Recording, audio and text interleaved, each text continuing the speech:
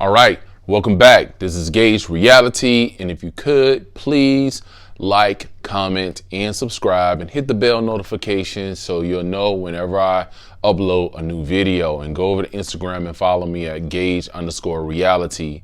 So I wanted to drop a quick video about practicing at home, right? So, you go out, you get a new gun, or you've had a gun and you haven't shot it yet, or you want to shoot it, but you don't feel confident in it. It's all right. It's easy. It's not that hard. First thing you want to do is make sure that your gun, you understand to keep the trigger finger away from the trigger guard and the trigger. Okay. And number two, you want to make sure you have the gun pointed in a safe direction. It's a wall right there. Nobody's right there and no one's behind the wall. And if they were, it's a block wall. So make sure no one's in front of the barrel and you don't have it pointed at anyone. Point it at a safe direction. Most of the time, the safest direction is pointing it down. If you live in an apartment complex and someone's underneath you, don't point it downwards. But try to point it in a safe direction where no one's living at or anything like that.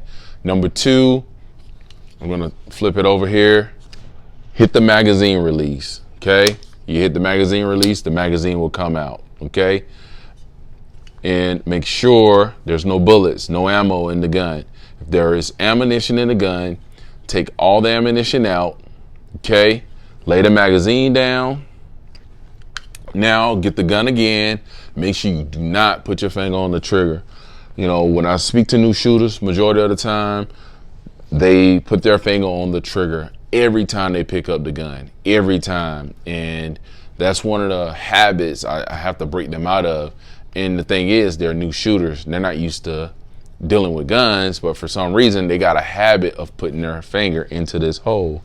It's a natural reaction. Most guns have these grip patterns, and this finger is just dangling, so you want to put it in that hole. And then you see movies where on TV, when they pick up guns, they always put their finger inside the hole, put finger on the trigger.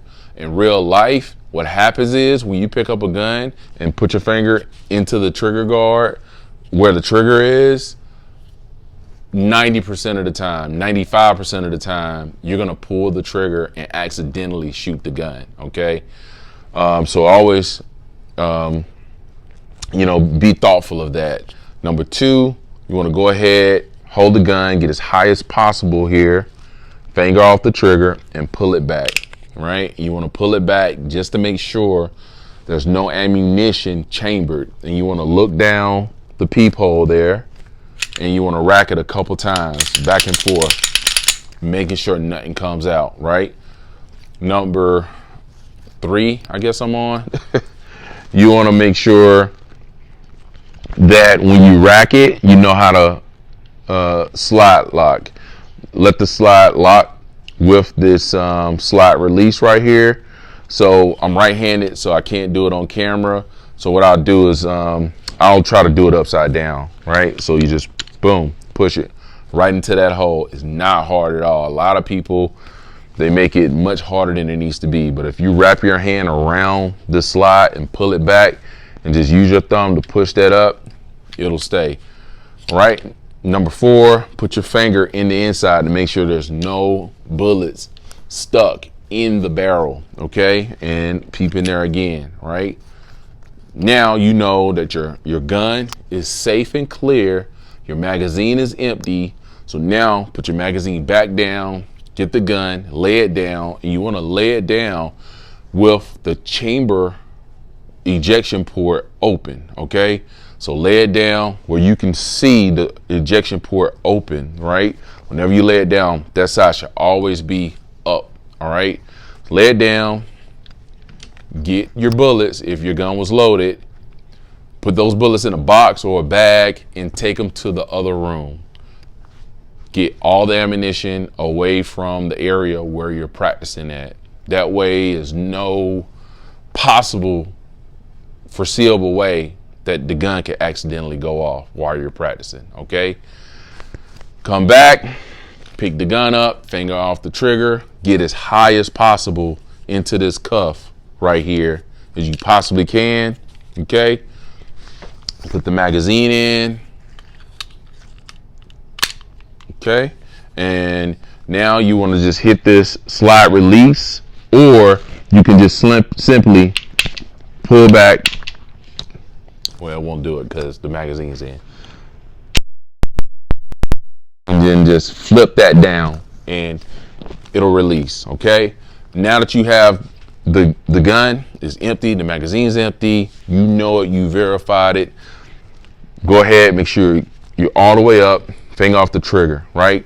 So the reason I want to go ahead and explain this now, why I picked this gun. This is actually one of my wife's guns. This is the Walther PPS, and I think it's M2. PPS M2, I think that's the complete model name for this. I got this for her birthday one year, but anyways, this is a very good gun. It's a micro compact handgun. It's a 9mm, holds 6+1 round. You can get an extended magazine. I think the extended magazine might go to 8 rounds, but this is a really good gun. It does not have an accessory rail where you can put a light on it, but that's fine. Bought this holster. I would plug the holster manufacturer, but they're so dumb they didn't even put their name on it, but they did put their emblem on it. So how are you going to sell more holsters if nobody knows what the name is? So it is what it is. But this is a very high quality holster. Feels really nice. I forgot where I bought it from and how much it costs, but this is a really good gun. So if you think about getting one, do some more research, go and get it. But it's a really good shooter. So this has the rear slide serrations and the front slide serrations. So a lot of people like to press check, see if the gun's loaded from the front. Some people like to just press check from the back, or if something's malfunctioning with the gun, you press check from the back, right? Okay, so every time this slide goes back, your trigger will reset, right? So you gotta think, if you pull your trigger, the bullet's gonna expel, the slide's gonna come back, and then another bullet will chamber, okay? So I guess number 7 on my list, I'm skipping, bouncing around. I probably shouldn't have numbered these. Hand all the way to the top, finger off the trigger. Now, what I want you to do, we're not even going to practice aligning with the sights, because that's normally what I would say is work on your sight alignment, but we're not going to do this in this video. What I will tell you is, first and foremost, your gun's empty. I want you to put your finger inside the trigger guard on the trigger, and I want you to just get used to how the trigger pull feels, right? I have several guns, several firearms, rifles, pistols, shotguns. Every gun has a different trigger. And that's what I try to tell a lot of people when they go out and get budget handguns. There's nothing wrong with budget handguns. I got budget handguns, but some of the handguns, they are specifically made to just sell you. They're not good quality handguns. They make them pink, they make them blue, purple, whatever color, brown they want to make them, just so it can attract you. But the gun itself is BS. It's just not good quality, right? And you pay $200 to $300 for it, and it shows. When you shoot another type of handgun that might be a little bit more in price, you can tell from how the trigger feels. You can tell from the grips, how they coated the metal. So what I like to tell people is get used to how this trigger feel, right? So with this gun, it has a little dingus, they call it, in the middle right there, and that's a safety dingus. So this gun does not have any external safeties. Nothing to flip down, nothing to flip up, nothing to flip down, nothing to flip up on this side. It also has a chamber indicator right there to show you when the gun is loaded and when it's ready to fire, right? So these are the things that this gun comes with, right? A lot of gun manufacturers, they don't incorporate that into their firearms.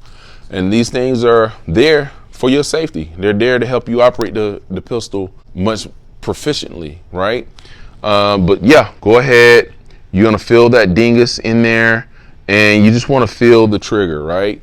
And I'm gonna flip around so you can see how that trigger moves, right? So I'm just moving the trigger, right? So it has play, but I'm not actually pulling the trigger like if I wanted to fire it. So right there, I'm gonna play, I'm gonna hit a wall, and then there you go. That's your break right there. That's where the trigger breaks at. So I would say if I had to guess, this would be around a 7-pound trigger, right? But it's a very smooth 7-pound trigger. It's not extremely heavy, it's smooth, and it's controllable, okay? So let's go ahead, reset the trigger. And so you'll see it move. Once I cock it, it moves forward. So the trigger has moved forward for a reset, right? So as you're practicing, that's what I want you to practice on. How to feel that trigger, get used to it, and feel where that reset is. We're not gonna teach you how to shoot to the reset, but shooting to the reset helps you move much faster and smoother with the gun. But I want you to just work with this trigger, feel it, and as you're pulling the trigger, I don't want your finger to come off of the trigger, okay? So we're gonna do it again. So now the trigger's set, we're gonna feel it, feel it, feel it, and there it is. That's the wall, right? So I'm actually gonna drop the magazine. It'll help me reset it better. And you can do this at home, drop the magazine out. So now the bullet goes out, the slide comes back, the shell ejects, and a new bullet comes up, right? So as you can see, that's the trigger indicator right there, right? Where it shows you, I mean, not the trigger indicator, that shows you where, you know, you're ready to fire and you're loaded, right? So now we're going to, and I'm gonna try to get this close to the microphone. I'm gonna ease up on this trigger until you hear it click. All right, so if you heard that click, that's actually the reset on the gun. But as you can see, I have a lot more to go to come up, right? So if I would pull it, come into the break, okay? Now we're gonna, and I'm gonna do it from this side, holding the trigger back, don't let the trigger go. Gun's gonna cycle back, okay, it's ready to shoot again, and we're gonna ease it up, ease it up, ease it. There's the click for the reset, and then pull the trigger again, right? And actually, when you feel that reset and you pull the trigger again, the trigger feels much lighter, right? So this is a striker fire handgun, but actually when you're shooting like a hammer fire handgun and it's a double action, single action, or a single action only, that trigger gets crisp and lighter the more you pull it as you're working it through the rounds, right? The striker fire trigger, it has some consistency to it, but it really depends upon who made the gun. Some striker fire handguns, once you pull do that first trigger pull, each trigger pull does get better, but it's not as good as a hammer fire gun, right? And you know, right now, just given the technology and what we know and how they're building pistols, I wouldn't necessarily recommend a hammer fire handgun to a new shooter. Striker fire handguns are just a little easier to operate than a hammer fire gun. Sometimes a hammer fire gun can get you a little confused, and especially if you look at like a single action only hammer fire handgun. So these striker fires are a little bit easier to work with, and they're good to get you started into guns. So once you get your first striker fire, maybe you want to graduate into a hammer fire gun, right? An exposed hammer fire gun, because you know you do have some that have internal hammers, like the Smith & Wesson EZ line. They're internal hammers, or the Bodyguard Smith & Wesson 380. They're internal hammers. So, but this is a really good gun to start off with if you're interested in getting a quality handgun. So we're gonna let it ease up. Well, we gotta rack it around, boom, and then just like that. All right. So I showed you the mechanics of it. Now let me show you how you should be practicing with it. Right. So no one's behind the camera. I promise you, it's a camera and the gun's empty. Okay. And I'm in this room by myself and no one's behind that wall. I promise you. So what you want to do, let's get as high as possible on the handgun, right? Wrapping around it. And I'm not going to put the magazine in. I was, but I'm not. Let's get this support hand if you're right-handed. If you're left-handed, reverse everything. And I'm sorry, I know you're probably hearing that a lot if you're left-handed, but just reverse it because I'm right-handed and it's really hard to try to figure out how to show you how to shoot left-handed backwards on camera. So just forgive me about that. So you got your right hand on the gun, trigger finger is away from the trigger and you're high as possible. Now, what a lot of people do that can really hurt and cause injury or make you not want to ever shoot again is they will do this and put their thumb on top of this hand. Now, remember what I said, this slide is going to come back. So if your thumb is back there, right? So please don't do that, right? Because it will hurt and you may have to go to the hospital. So what you want to practice, and this is until you get better and figure out how you like it, the easiest way is to wrap this hand in front of your shooting hand. Don't do it to the bottom. That's teacupping. That's not great. Don't do it halfway. It's best to come all the way up, put this thumb forward, and let this thumb rest on top, right? So now your thumbs are parallel with the barrel, okay? And you're shooting forward, right? Instead of doing this where you're actually shooting up, all right? And you're never gonna hit. So just try to work on that. You can do this at home in your bedroom, no one's around, no ammunition. Work on that. Holding the gun properly, make sure it's empty, wrapping around, thumbs forward, and you wanna extend out, right? And then we'll work on the sights, but it's not about the sights are not in this video. So wrap around, thumbs forward.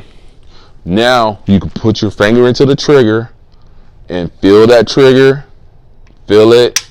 Now you're at the wall and it has hit the wall and you're at your break.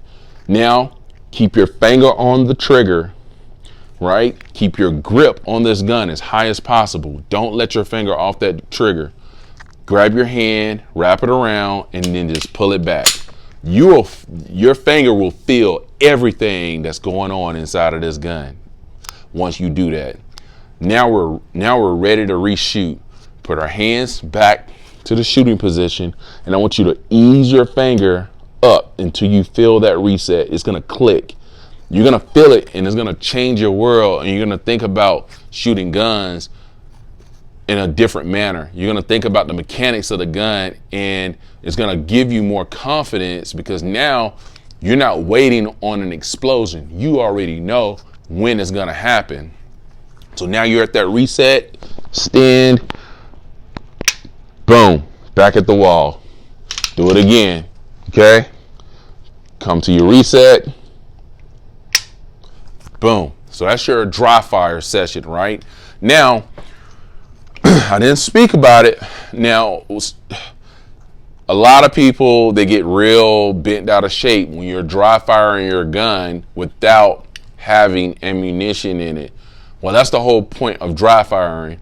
You're not firing the gun with ammo. You can go and purchase dummy rounds from Amazon, Academy, Bass Pro Shop, Cabela's. You can get those dummy rounds and put it into this gun. Sometimes they come orange, they come blue, yellow, different colors, and they have springs in the inside of them. I couldn't find my dummy rounds for this, so I'm not showing you, but those springs will help protect your striker in the inside of the gun, right? So basically what happens is right here that your striker will strike that primer, right? And when it's, well, let me see, let me use this one. No, I use that one. I shot this out of a hammer fire gun, but it's the same concept. Your hammer or your striker will hit the middle of this shell, which is the primer. That's why they call these center fire handguns. So your striker is like a little pin to hit this dot, and sometimes that striker can break. Right now, on most of these new modern pistols, if you bought your gun in the last 10 years, the chances of you breaking your striker is extremely small. You got to shoot some odd of 10,000 rounds through your gun in order to do something like that. 20,000 rounds on some handguns, like, it's just a lot. So to get to that 20,000 on a dry fire is really small, you know what I mean? Just come, do about maybe 20, maybe 50 dry fires, maybe a week, maybe every 2 weeks. It takes 5 minutes to come, get this gun, rack it, get it to the shooting position, dry fire, reset, dry fire, reset, dry fire. You can do 50 of those in a week, 10 a day, and it will build your confidence to shoot your gun, and it will help you stay steady, to be more accurate. Now, in the next video, we're gonna work on the sights, right? On how to actually hit your target. But I think a lot of people skip over the mechanics of dry firing and how to hold your gun and how to work your trigger, okay? So like I said, I'm not teaching you to shoot to the reset, but I just want you to understand what that reset is, okay? So if you guys have any questions, please put it into the comment section or direct message me. I'll try my best to reply. I typically do. I don't have a large platform and a lot of subscribers, so typically when people reach out, I can respond within a day, right? Maybe 2 days. So that's all I really wanted to go over. You know, something like this gun right here, it's super easy to carry. It's easy to practice with. It's easy to shoot. Typically when you start talking like that, you talk about the Smith & Wesson EZ, but this Walther is just as good. I don't have anything else to say. This is Gage Reality. Like, comment, subscribe, and I'm out. Thank you guys. Please hit me in the comments.